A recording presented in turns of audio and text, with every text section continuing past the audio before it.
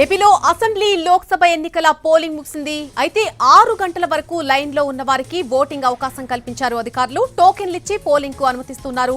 ఇప్పటికీ పిఠాపురం, విశాఖ నార్త్ లో పలు పోలింగ్ కేంద్రాల్లో భారీ క్యూ లైన్లు దర్శనమిస్తున్నాయి. దీనికి సంబంధించి మరిన్ని వివరాలను అందించడానికి మా ప్రతినిధులు విశాఖపట్నం నుంచి రవిచంద్ర సిద్ధంగా ఉన్నారు. అలాగే మరొక వైపు సాయి సుధీర్ కూడా సిద్ధంగా ఉన్నారు. పిఠాపురం నుంచి పూర్తి అప్డేట్స్ తెలుసుకుందాం. ఫస్ట్ మనం పిఠాపురం నుంచి అప్డేట్ తీసుకుందాం. సాయి సుధీర్, ఇప్పటికే 6 గంటల లోపు ఎవరైతే క్యూ లైన్ లో వేచి ఉంటారో వారందరికీ కూడా ఓటింగ్ కు అనుమతిస్తున్నట్టుగా తెలుస్తోంది. ఇంకా ఓటింగ్ నమోదవుతుందా? పోలింగ్ జరుగుతుందా అక్కడ? నెల్లి పిఠాపురంలో పోలింగ్ అనేది కొనసాగుతుంది. సాయంత్రం 6 గంటల వరకు ఎవరు క్యూ లైన్లో ఉంటారో వారందరికీ ఓటు వేసే అవకాశం కల్పించారు.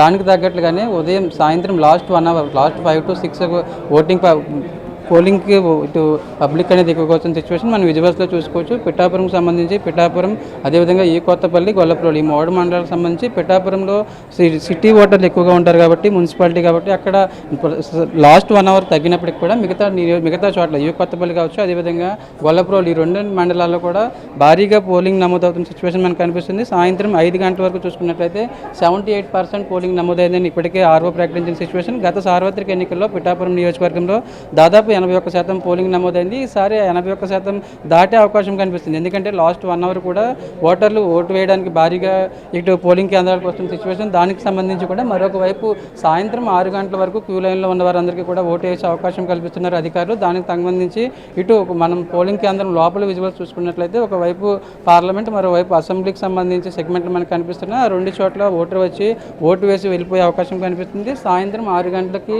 అన్ని పోలింగ్ కేంద్రాలకు సంబంధించి క్యూ లైన్లు ఏదైతే మెయిన్ గేట్ క్లోజ్ చేసేసారో లోపలికి వచ్చిన వారందరికీ కూడా టోకెన్లు ఇచ్చి, ఒకవేళ వాళ్ళు ఎంతమంది ఉన్నప్పుడు కూడా వాళ్ళకి టోకెన్లు ఇచ్చి, టోకెన్ ఆధారంగా టోకెన్ నెంబర్ల ప్రకారం వారు ఓటు వేసే అవకాశం కల్పిస్తున్నారు. ప్రస్తుతం మనం విజువల్స్గా చూసుకోవచ్చు. క్యూ లైన్లో మరొక 200 గొల్లప్రోలకు సంబంధించి గొల్లప్రోలు జడ్పీ హై స్కూల్లో మనం ఉన్నాము. ఇక్కడ క్యూ లైన్ కూడా వారిగా దాదాపు 200 మంది ఉన్న సిచ్యువేషన్. అంటే మరొక 2 గంటల పాటు ఈ పోలింగ్ ప్రక్రియ అనేది కొనసాగుతుందని ఇప్పటికే ఇక్కడ ఉన్న జనాన్ని బట్టి తెలుస్తుంది. మరొక ఏదైతే 6 గంటల వరకు క్యూ లైన్లో ఉన్న వారందరికీ కూడా ఓటు వేసే అవకాశం కల్పించామని ఇక్కడ అధికారులు చెప్తున్నారు. Right Chiranjeevi, thanks for the